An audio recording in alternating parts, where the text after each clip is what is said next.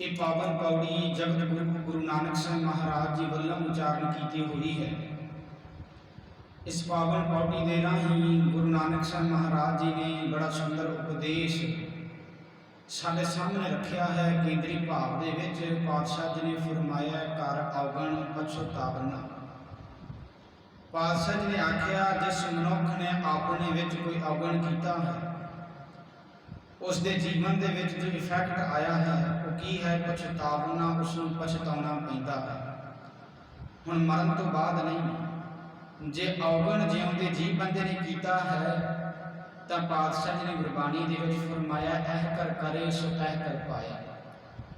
जेकर बंदा अज करता ना अवगण करता है तो इसका रिजल्ट भी नाल ही खलोता होया है। ये पिछले दिन भी असीं विचार नूं समझ के आए हैं। गुरु नानक साहब महाराज कहते जिहड़ा मनुख अवगण करता है उसनूं पछताउणा पैंदा है। शरीरक तौर पर भी ते मानसिक तौर पर तो मनुख पछताउंदा ही पछताउंदा है। मनुख के जीवन के अंदर चिड़चिड़ापन, बोली मिठी नहीं रह जाती, घर के जियां नाल बनदी नहीं। जेकर कोई बुलाउंदा भी है तो अंदर खिजिया जा रहिंदा है, जवाब ढंग दा कोई दिंदा नहीं। गुरु अमरदास पातशाह जी ने आनंद साहब की बाणी दे विच फरमाया ऐसा काम मूले ना कीचै जित अंत पछताईए। गुरु अमरदास पातशाह जी ने मन को समझाया कि वह काम ही नहीं करना चाहिए कभी भी जिस काम को करन तो बाद सानू पछतावा सहना पवे। गुरबाणी में जिथे असीं ये भी पावन बोल पढ़ते हैं निमक काम स्वाद कारण कूड़ दिन सुख पावे घरी मुँह तरंग माना फिर बाहर बाहर पछतावा। पछतावा इत्थे भी है। हुण दो चीज़ां ने, एक गुण ते एक अवगुण। हुण जिहड़ा बंदा गुणां नूं अपने जीवन दे विच कमाउंदा है, सत संतोख दया धर्म धीरज नेकी सदाचारी, इसनूं जिहने जीवन विच कमाया है उसनूं कदी पछताउणा नहीं पैंदा। पर जिस मनुख ने काम क्रोध लोभ मोह हंकार ईर्खा द्वेष भावना इसनूं जीवन दे विच कमाया एक ही ने अवगण।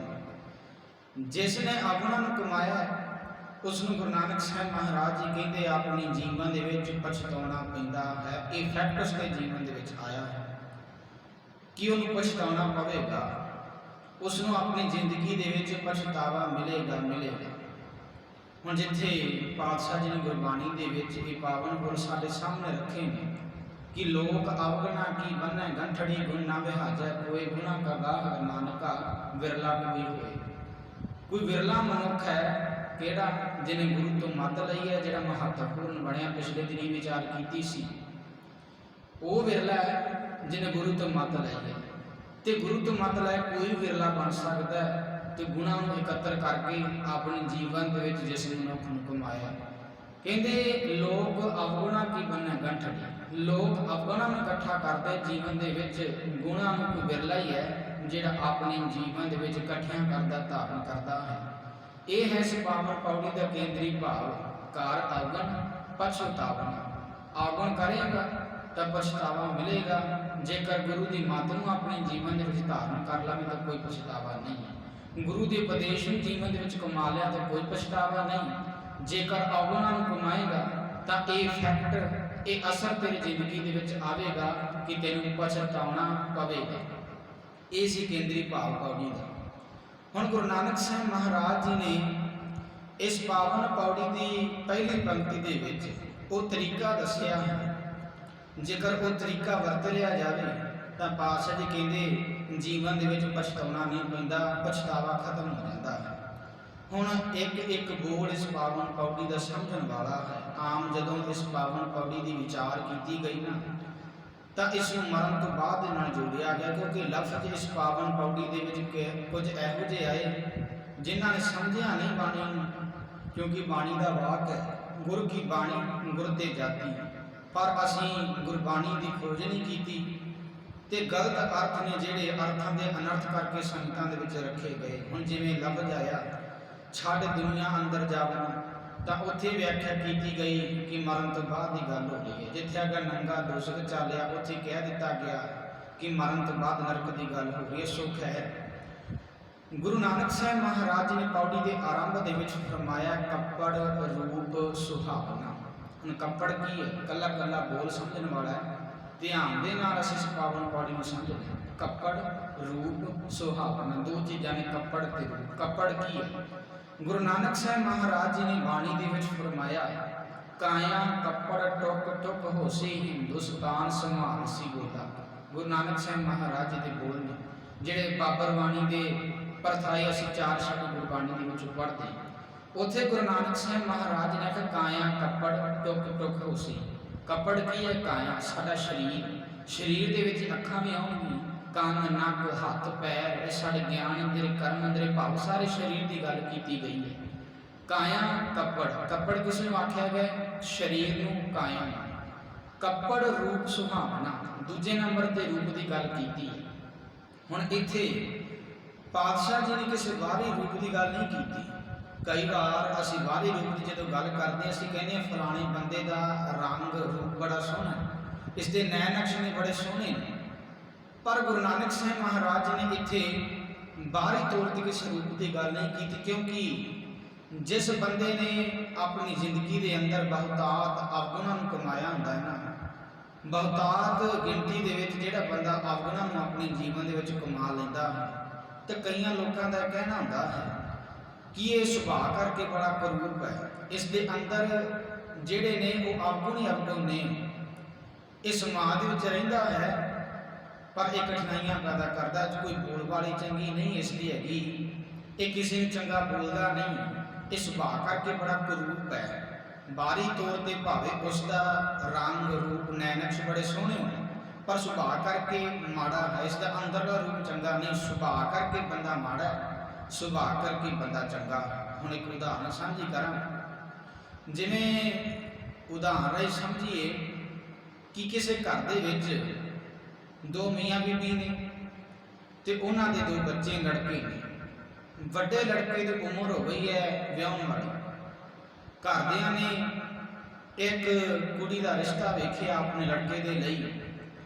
ਜੇ ਲੜਕੀ ਦੇ ਪਰਿਵਾਰ ਵਾਲੇ ਨੇ ਉਹ ਬਹੁਤ ਅਮੀਰ ਨੇ, ਲੜਕੇ ਵਾਲਿਆਂ ਨੇ ਸੋਚਿਆ ਜਦੋਂ ਅਸੀਂ ਆਪਣੇ ਲੜਕੇ ਦਾ ਰਿਸ਼ਤਾ ਇਸ ਲੜਕੀ ਦੇ ਨਾਲ ਕਰਾਂਗੇ ਤਾਂ ਸਾਨੂੰ ਦਾਜ ਧਨ ਦੌਲਤ ਜਿਹੜੀ ਪ੍ਰਾਪਤ ਹੋਵੇਗੀ। ਰਿਸ਼ਤਾ ਕਰ ਲਿਆ। ਹੁਣ ਜਿਸ ਲੜਕੀ ਦੇ ਨਾਲ ਰਿਸ਼ਤਾ ਹੈ ਨਾ ਲੜਕੇ ਦਾ, ਉਸ ਦਾ ਕੋਈ ਰੂਪ, ਉਸ ਦਾ ਰੰਗ, ਉਸ ਦੇ ਨੈਣ ਨਕਸ਼ ਬਹੁਤੇ ਚੰਗੇ ਨਹੀਂ ਹੈਗੇ, ਪਰ ਅੰਦਰ ਉਸ ਦੇ ਗੁਣ ਹੈਗੇ ਨੇ। ਜੀਵਨ ਦੇ ਅੰਦਰ ਗੁਣ ਨੇ। ਉਸਨੇ ਗੁਰਬਾਣੀ ਨੂੰ ਆਪਣੇ ਜੀਵਨ ਦਾ ਆਧਾਰ ਬਣਾਇਆ ਹੋਇਆ ਹੈ।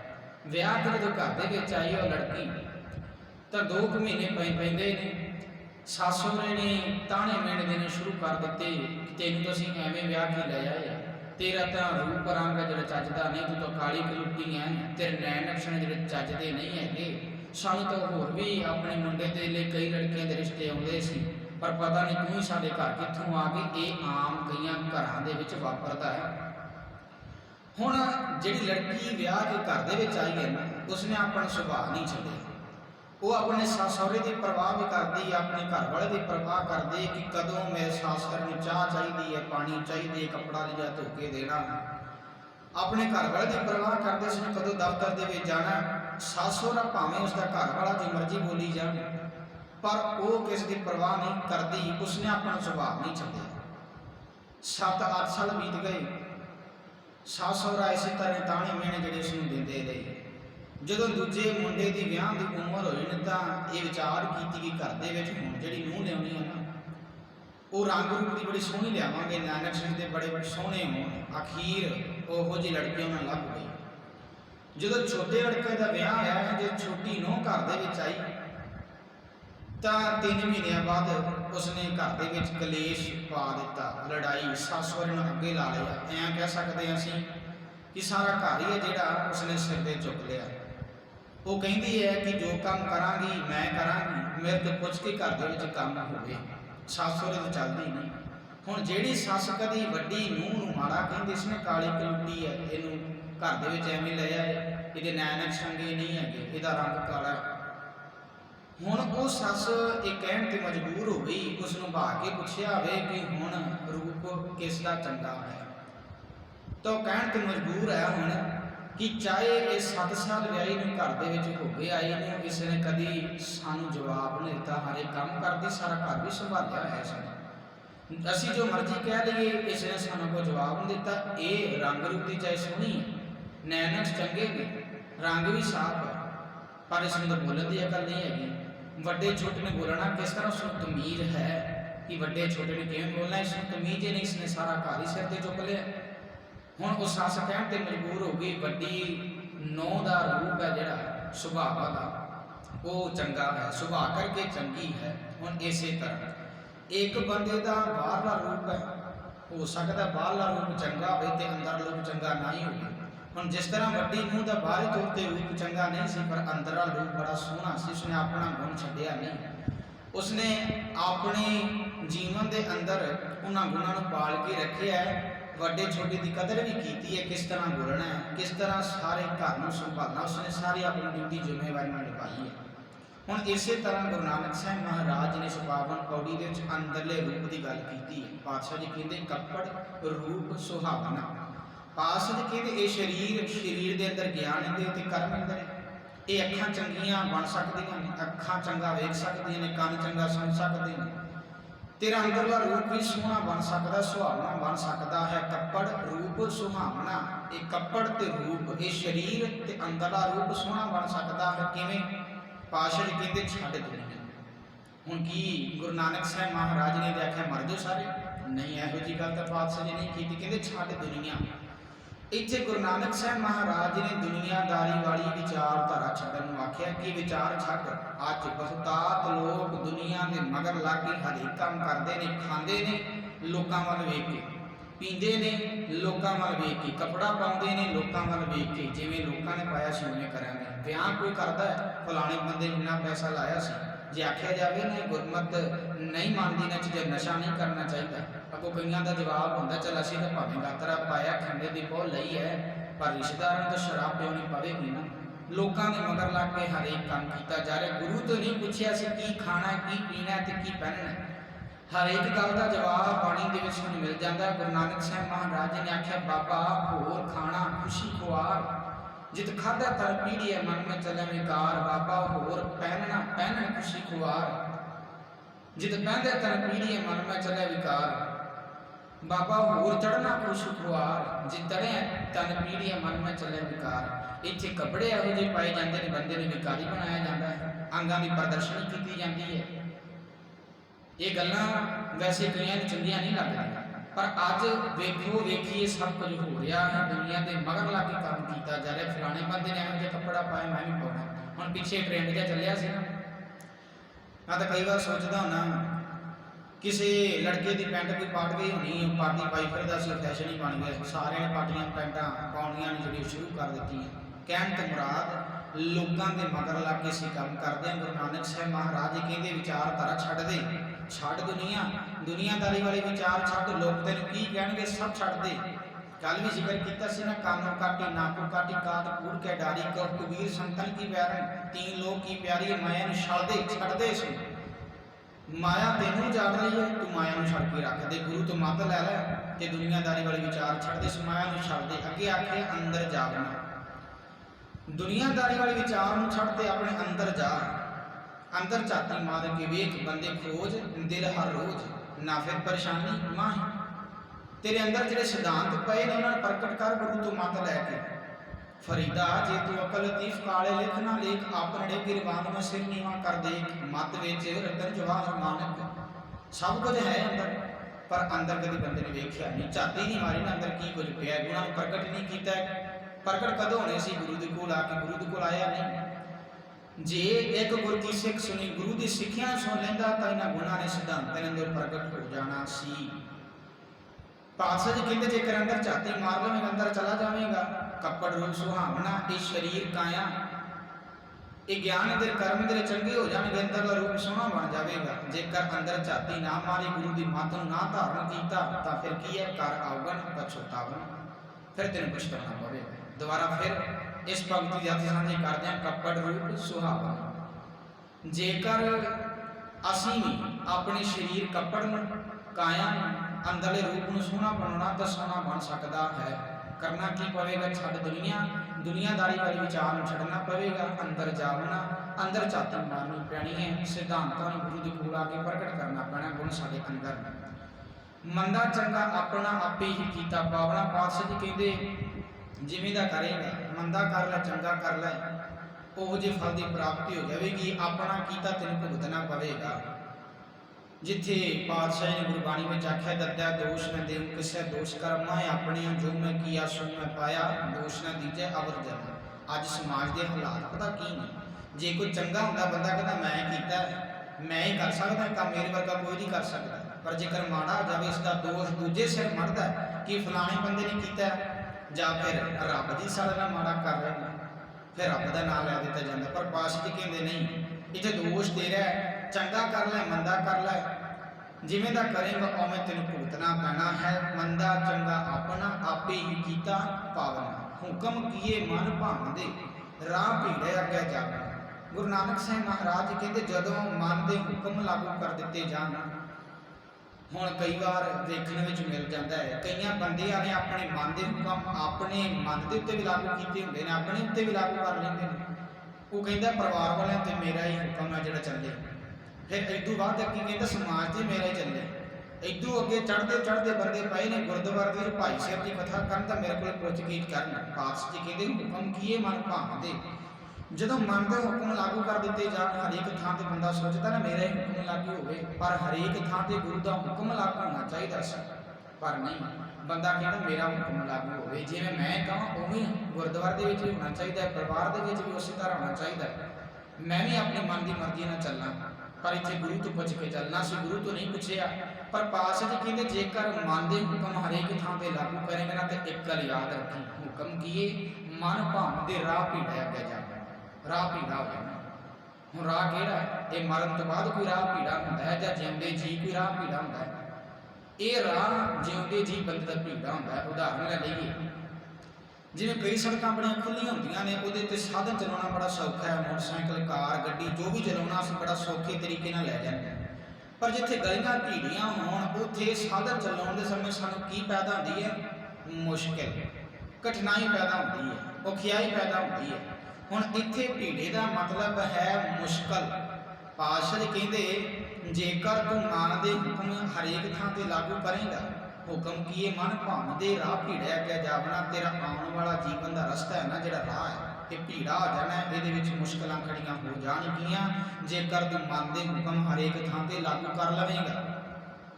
ਹੁਣ ਜਿਵੇਂ ਜਿਸ ਬੰਦੇ ਨੇ ਬੁਰਾਈ ਆਪਣੇ ਜੀਵਨ ਵਿੱਚ ਕਮਾਈ ਹੋਵੇ, ਕਾਮ ਕ੍ਰੋਧ ਲੋਭ ਮੋਹ ਹੰਕਾਰ, ਕਾਮ ਕਰਕੇ ਵੀ ਉਸਦੇ ਜੀਵਨ ਦੇ ਵਿੱਚ ਅੱਗੇ ਕਠਿਨਾਈ ਆਵੇਗੀ। ਕ੍ਰੋਧ ਦੇ ਵਿੱਚ ਆ ਕੇ ਜੇਕਰ ਕਿਸੇ ਦਾ ਸਿਰ ਪਾੜ ਦਿੱਤਾ ਤਾਂ ਸਜ਼ਾ ਵੀ ਹੋ ਸਕਦੀ ਹੈ, ਜੇਲ੍ਹ ਵੀ ਹੋ ਸਕਦੀ ਹੈ, ਕਠਿਨਾਈ ਪੈਦਾ ਹੋ ਗਈ।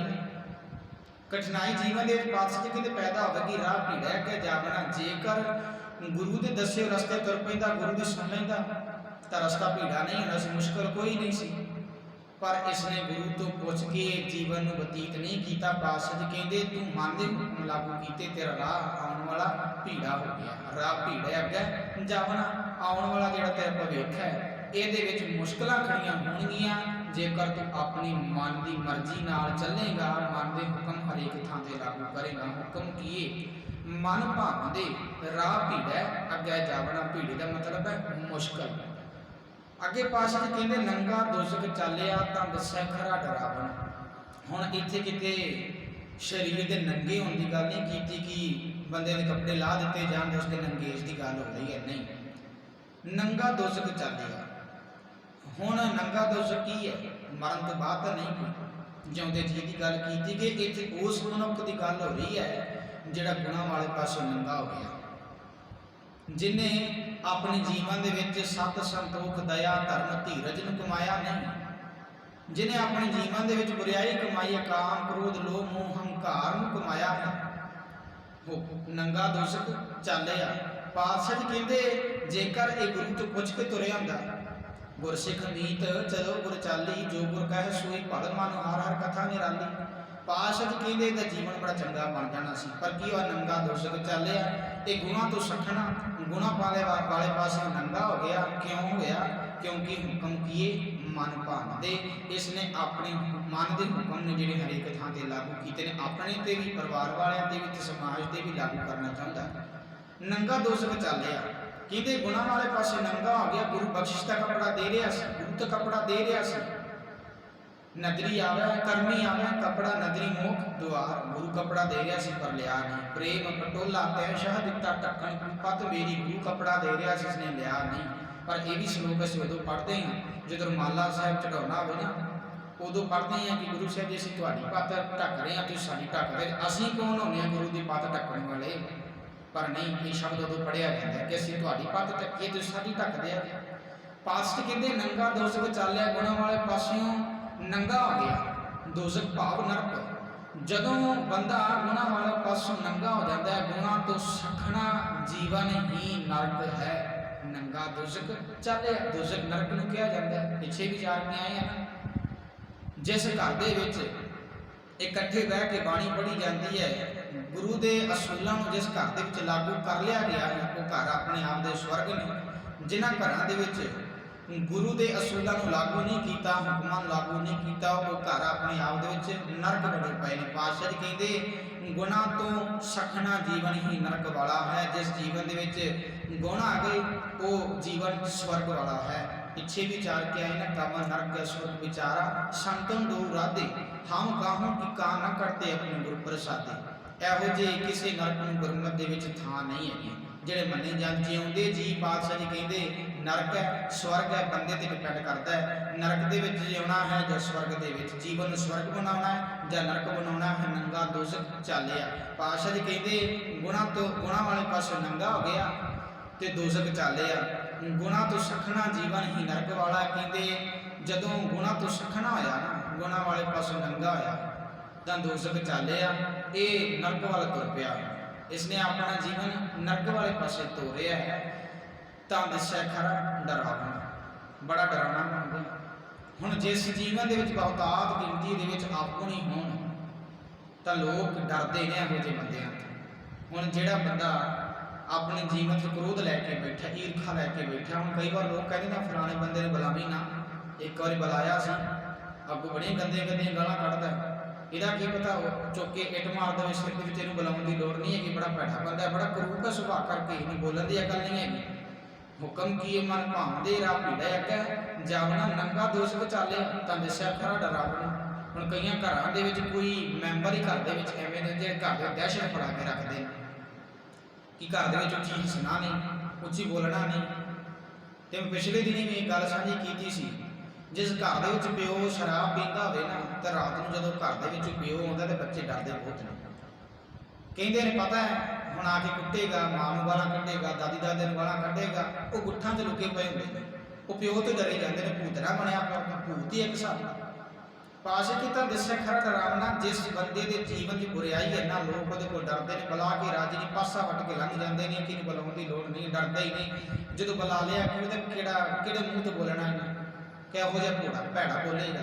ਹੁਣ ਘਰਾਂ ਦੇ ਵਿੱਚ ਕਈ ਪਾਪਾ ਜੀ ਕਈ ਵਾਰ ਇਹੋ ਜਿਹੇ ਹੁੰਦੇ ਨੇ ਜਿਹੜੇ ਬੜੀ ਦਹਿਸ਼ਤ ਬਣਾ ਕੇ ਰੱਖਦੇ ਨੇ ਘਰ ਦੇ ਵਿੱਚ। ਉੱਚੀ ਹੱਸਣਾ ਨਹੀਂ, ਖੇਡਣਾ ਨਹੀਂ, ਉੱਚੀ ਬੋਲਣਾ ਨਹੀਂ। ਜਦੋਂ ਸ਼ਾਮ ਵੇਲਾ ਹੁੰਦਾ ਤਾਂ ਘਰ ਦੇ ਫਿਰ ਜੀ ਕਹਿੰਦੇ ਨੇ ਪਾਪਾ ਜੀ ਗੁਰਦੁਆਰੇ ਨਹੀਂ ਜਾਣਾ। ਪਤਾ ਪਾਪਾ ਜੀ ਅੱਧਾ ਘੰਟਾ ਗੁਰਦੁਆਰੇ ਚਲੇ ਜਾਣ, ਕੀਰਤਨ ਸੁਣ ਲੈਣਗੇ ਤਾਂ ਮੜ ਜਾ ਹੱਸ ਖੇਡ ਲਵਾਂਗੇ। ਇੱਥੇ ਤਾਂ ਹੱਸਣ ਖੇਡ ਦੀ ਮਨਾਹੀ ਕੀਤੀ ਪਈ ਹੈ। ਪਾਪਾ ਜੀ ਗੁਰਦੁਆਰੇ ਆ ਜਾਂਦੇ ਇੱਥੇ ਦਹਿਸ਼ਤ ਬਣਾ ਕੇ ਰੱਖਦੇ ਨੇ। ਤੇ ਨਹੀਂ ਤਾਂ ਫਿਰ ਪਾਤਸ਼ਾਹ ਜੀ ਨੇ ਆਖਿਆ ਨਾ ਵਾਲ ਛੱਡ ਕਰ ਝੱਤ ਕੱਢਦੇ ਫਿਰ ਜਾਏ ਮੈਂ ਕੁੜਿਆਰਾ ਪਾਸ। ਫਿਰ ਜਾ ਘਰ ਦੇ ਦਹਿਸ਼ਤ, ਇੱਥੇ ਵੀ ਦਹਿਸ਼ਤ। ਭਾਵ ਘਰ ਦੇ ਜੀਵ ਉਹਦੇ ਕੋਲ ਡਰੀ ਜਾਂਦੇ ਨੇ ਜਿਸ ਨੇ ਜੀਵਨ ਦੇ ਵਿੱਚ ਬੁਰਾਈ ਕਮਾਈ ਹੋਈ ਆ, ਉਹਨਾਂ ਨੂੰ ਕਮਾਇਆ ਨਾ। ਪਾਤਸ਼ਾਹ ਜੀ ਕਹਿੰਦੇ ਨੰਗਾ ਦੋਜ਼ਖ ਚਾਲਿਆ ਤਾਂ ਦੱਸਿਆ ਖਰਾ ਡਰਾਵਣਾ। ਜਿਸ ਮਨੁੱਖ ਨੇ ਆਪਣੇ ਜੀਵਨ ਦੇ ਵਿੱਚ ਬੁਰਾਈ ਨੂੰ ਕਮਾਇਆ ਨਾ, ਪਾਤਸ਼ਾਹ ਜੀ ਕਹਿੰਦੇ ਉਸ ਦਾ ਜੀਵਨ ਜੇ ਨਰਕ ਬਣ ਜਾਂਦਾ ਹੈ। ਲੋਕ ਇਹੋ ਜਿਹੇ ਬੰਦੇ ਨੂੰ ਬੁਲਾਉਣ ਤੋਂ ਵੀ ਡਰਦੇ ਨੇ। ਜੇਕਰ ਬੁਲਾ ਲਿਆ ਤਾਂ ਪਤਾ ਨਹੀਂ ਇਸਨੇ ਕੀ ਬੋਲਣਾ ਹੈ, ਕਿ ਗਾਲਾਂ ਕੱਢਣੀਆਂ ਸ਼ੁਰੂ ਕਰ ਦੇਗਾ। ਨਾ ਜਾਣੀਏ ਸਿਰ ਦੇ ਵਿੱਚ ਕੋਈ ਹਿੱਟ ਮਾਰਦਾ ਵੀ ਚੁੱਕ ਕੇ ਤਾਂ ਦੱਸਿਆ ਖਰਾ ਡਰਾਵਣਾ। ਕਹਿੰਦੇ ਲੋਕ ਉਹਦੇ ਕੋਲ ਡਰਨਾ ਸ਼ੁਰੂ ਕਰ ਦਿੰਦੇ ਨੇ। ਇਹੋ ਜਿਹੀ ਅਨੇਕਾਂ ਉਦਾਹਰਨਾਂ ਅਸੀਂ ਸਮਾਜ ਦੇ ਵਿੱਚ ਲੈ ਸਕਦੇ ਹਾਂ। ਕਰ ਅਵਗਣ ਪਛਤਾਵਨਾ। ਜਿਹੜਾ ਮਨੁੱਖ ਆਪਣੇ ਜੀਵਨ ਦੇ ਵਿੱਚ ਅਵਗਣ ਕਰਦਾ, ਇਫੈਕਟ ਕੀ ਆਵੇਗਾ ਜ਼ਿੰਦਗੀ ਦੇ ਵਿੱਚ, ਇਹਦਾ ਅਸਰ ਕੀ ਹੋਵੇਗਾ। ਜੇਕਰ ਅਵਗਣ ਕਮਾਇਆ ਪਛਤਾਵਨਾ ਤਾਂ ਪਛਤਾਉਣਾ ਪਵੇਗਾ। ਜ਼ਿੰਦਗੀ ਦੇ ਵਿੱਚ ਪਛਤਾਵਾ ਹੀ ਹੈ, ਹੋਰ ਕੁਝ ਨਹੀਂ ਹੈਗਾ। ਸੋ ਸਾਨੂੰ ਵੀ ਲੋੜ ਹੈ ਅਸੀਂ ਆਪਣੇ ਜੀਵਨ ਦੇ ਵਿੱਚ ਗੁਣਾਂ ਨੂੰ ਕਮਾਈਏ ਤਾਂ ਜੋ ਸਾਨੂੰ ਪਛਤਾਉਣਾ ਨਾ ਪਵੇ।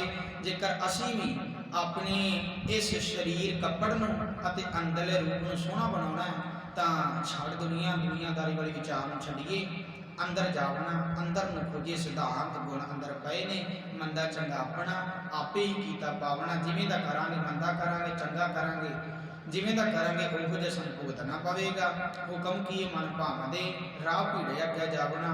ਮਨ ਦੇ ਜੇਕਰ ਹੁਕਮ ਅਸੀਂ ਹਰੇਕ ਥਾਂ ਤੇ ਲਾਗੂ ਕਰ ਲੈਣਾ, ਗੁਰਦੁਆਰੇ ਵੀ ਸੋਚੇ ਬੰਦਾ ਮੇਰੀ ਚੱਲੇ, ਘਰ ਵੀ ਆਪਣੇ ਆਪ ਤੇ ਵੀ, ਤਾਂ ਪਾਤਸ਼ਾਹ ਜੀ ਕਹਿੰਦੇ ਤੇਰਾ ਆਉਣ ਵਾਲਾ ਜੋ ਜੀਵਨ ਹੈ, ਭਵਿੱਖ ਹੈ, ਜਿਹੜਾ ਰਾਹ ਹੈ, ਜਿਹੜਾ ਤੇਰੇ ਜੀਵਨ ਦਾ ਅਗਲਾ, ਪਾਤਸ਼ਾਹ ਜੀ ਕਹਿੰਦੇ ਭੀੜਾ ਭਾਵ ਮੁਸ਼ਕਿਲ, ਇਹਦੇ ਵਿੱਚ ਮੁਸ਼ਕਿਲਾਂ ਖੜੀਆਂ ਹੋ ਜਾਣਗੀਆਂ। ਨੰਗਾ ਦੁਸ਼ਕ ਚੱਲੇ ਆ, ਜਿਹੜਾ ਮਨੁੱਖ ਗੁਣਾਂ ਵਾਲੇ ਪਾਸੇ ਨੰਗਾ ਹੋ ਗਿਆ, ਦੁਸ਼ਕ ਚੱਲੇ ਆ, ਗੁਣਾਂ ਤੋਂ ਸਖਣੇ ਹੋ ਜਾਣਾ ਹੀ ਨਰਕ ਹੈ। ਉਸਨੇ ਆਪਣੇ ਆਪ ਨੂੰ ਨਰਕ ਵਾਲੇ ਪਾਸੇ ਤੋਰ ਲਿਆ ਹੈ, ਚੱਲਿਆ ਤਾਂ ਦੱਸਿਆ ਖਰਾ ਡਰਾਵਣਾ। ਜਿਹਨੇ ਅਵਗੁਣਾਂ ਨੂੰ ਕਮਾ ਲਿਆ ਉਹਦੇ ਕੋਲੋਂ ਫਿਰ ਲੋਕ ਵੀ ਡਰੀ ਜਾਂਦੇ ਨੇ, ਬੁਲਾ ਕੇ ਉਸ ਬੰਦੇ ਨੂੰ ਕੁਛ ਨਹੀਂ ਡਰ ਲੱਗਦਾ, ਕੀ ਪਤਾ ਕਿਵੇਂ ਦਾ ਬੋਲੇਗਾ। ਕਰ ਅਵਗਣ ਪਛਤਾਵਣਾ। ਜਿਹੜਾ ਮਨੁੱਖ ਆਪਣੇ ਜੀਵਨ ਦੇ ਵਿੱਚ ਅਵਗਣ ਕਰਦਾ ਹੈ ਤਾਂ ਉਸ ਨੂੰ ਪਛਤਾਉਣਾ ਪੈਂਦਾ ਹੈ, ਸਰੀਰਕ ਤੌਰ ਤੇ ਵੀ ਤੇ ਮਾਨਸਿਕ ਤੌਰ ਤੇ ਤਾਂ ਉਹ ਪਛਤਾਉਂਦਾ ਹੈ, ਖਿਝਿਆ ਰਹਿੰਦਾ ਅੰਦਰੋਂ।